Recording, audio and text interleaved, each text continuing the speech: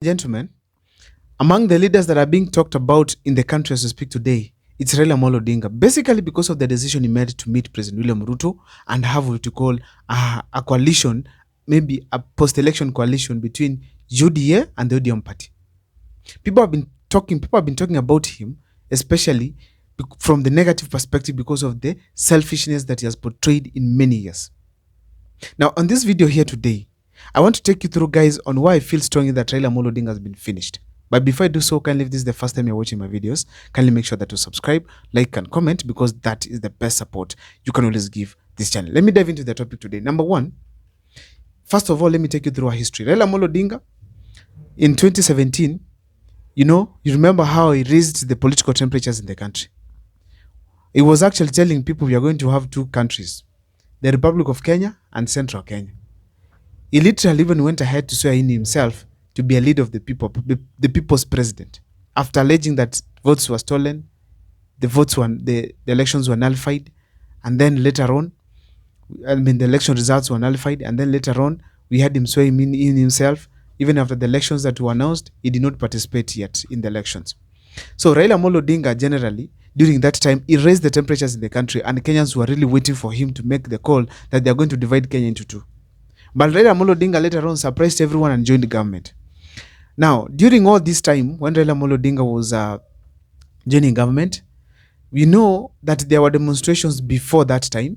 And in these demonstrations, there are so many things that happened that I want to quote here first. In 2017, we had Baby Pendo. After the 2017 general elections, we had Baby Pendo who died.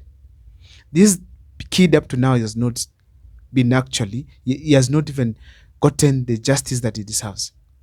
That's the first thing. The second thing, the family has not compensated in any way. And the police actually even participated in the killing of Baby Pendo. Up to now has not been arrested. Apart from that, we had Baby Mora. I think was also from Pipeline. Now, this one was from Kisumu, but the Pendo was Kisumu, and then we have now the one from Pipeline. Mora was actually shot by a police officer. As we speak today, that Mora is yet actually to be also be compensated. The life, the family, they were just left like that. Now, despite of all this kind of a thing, Raila Amolo Odinga, whenever he joined the government, he did not remember these cases. He only remembered himself as a man. He remembered his people, political allies only, and ensured that he has enjoyed himself. As if that is not enough, also in 2022, after the general elections, Raila Amolo Odinga alleged that there were some servers within the cloud somewhere in Holland that were used in the stealing of elections. He really came out speaking about that. And even that's the reasons why they even had a petition that was taken to the Supreme Court of Kenya.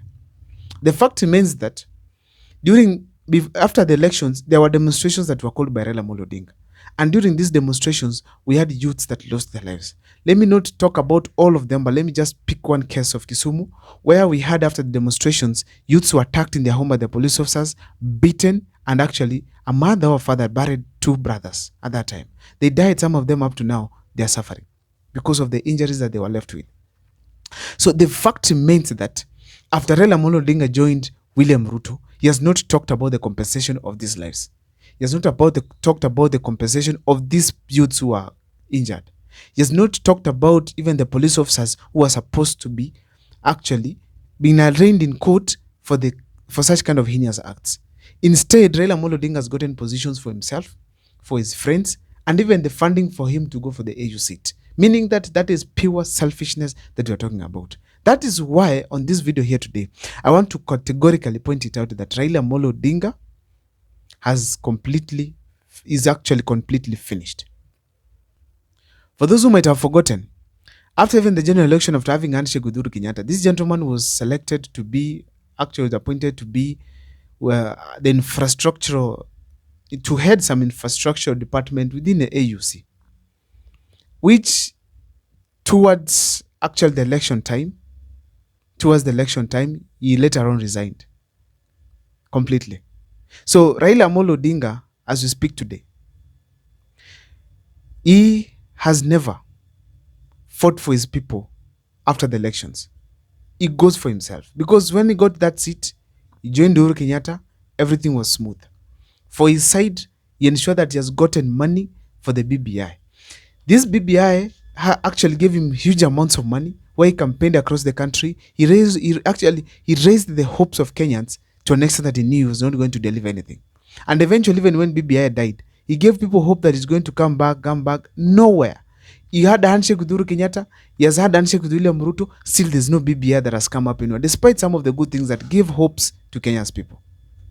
Now, Raila Amolo Odinga, then now, the 2022 general election ended. He got Ruto's handshake. He was supposed to go to the AU. But during the AU time, we even had what you call abductions and killings occurring. And people started questioning, where is the Raila Amolo Odinga used to have, where such things happen and actually questions, even goes ahead to stop them. Where did that Raila Amolo Odinga go? The fact remains that people got abducted, some of them got killed. Raila Amolo Odinga gave the false promises still that there are going to be compensations, which did not occur. Up to date, we have Kenyans who lost their lives. Some of them are yet to be found. And as we speak today, Raila Amolo Odinga is in government. As if that's not enough, he lost the AU seat, then he came back to the country. He came to the country telling people that he's going to conduct what he called consultations. Moved across the country in the name of consulting people.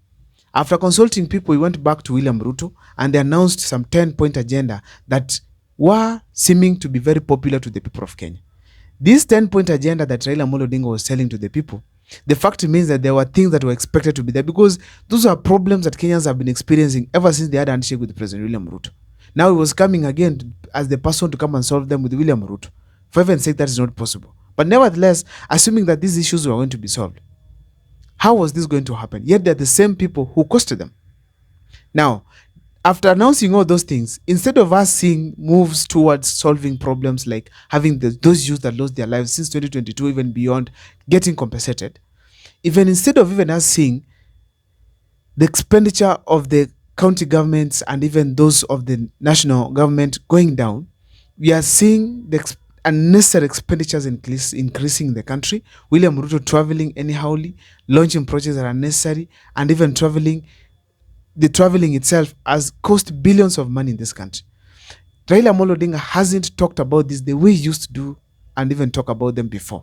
So instead, we are seeing Raila Amolo Odinga getting various positions that are being created, which are creating more burden to the country, to the taxpayer. And apart from that, more friends getting positions on his side. Because remember, after the Gen Z protests, he took advantage and 4 top ODM leaders were appointed into government positions in the cabinet, to be specific. Later on, we had others also included, like Nderitu Mureithi. Now, after the AUC seat that had gone, Raila Amolo Odinga has gone ahead now, again to demand for more seats, the PS positions, and as we speak today, more have been created and they've been added in the government, and there's nobody talking about it, the expenditures that are being increased day by day. In a nutshell, Raila Amolo Odinga has become part of the problem, and as a result, Kenyans have completely gotten rid of him as one of the statesmen that we had. That's why in every platform that Raila Amolo Odinga goes, he keeps on defending himself because he knows whatever he did, it is not right. And apart from that, he knows that Kenyans have realized who he is. And that's why I'm saying Raila Amolo Odinga has officially been finished. Before I finish up this video, please, I want to thank you so much, you guys, for taking me to the 10,000 subscribers. I want to thank you so much. Please keep subscribing if you haven't, and keep following the videos that we do here. See you next time for more videos.